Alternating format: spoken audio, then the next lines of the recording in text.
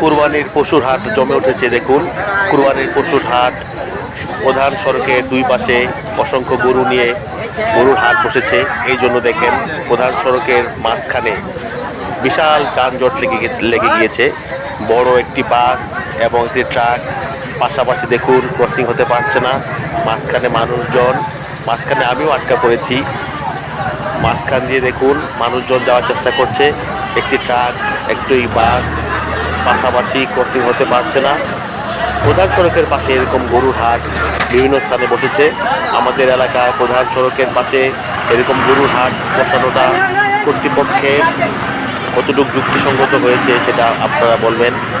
আমাদের গ্রাম এলাকায় বিশাল মাঠের পাশে বা মাঠে গরুর হাট দিলে সবচেয়ে ভালো হতো। এটি শহরের প্রবেশ এবং বাহির হওয়ার প্রধান সড়ক। এই প্রধান সড়কের দুই ধারে গরুর হাট বসেছে, ছাগলের হাট বসেছে। এই জন্য পথচারীদের চলাচলে অনেক বিঘ্ন ঘটছে। কর্তৃপক্ষ পরবর্তীতে এই ধরনের সিদ্ধান্ত বিবেচনা করে দেখবেন আশা করি। দেখতে পাচ্ছেন প্রচুর জ্যাম, একটি বিশাল বড় বাস এবং একটি ট্রাক জ্যামে আটকা পড়ে আছে। অসংখ্য মানুষ এর মাঝখান দিয়ে যেতে পারছে না। ভিউয়ার্স, দেখতে পাচ্ছ আপনারা বিশাল বড় গরুর হাট। এই হাটের মাঝখানে দেখতে পাচ্ছেন ট্রাক এবং বাসের ক্রসিং হতে পারছে না। এই ক্রসিং এর মাঝখান দিয়ে আমি আপনাদেরকে ভিডিও করে দেখাচ্ছি।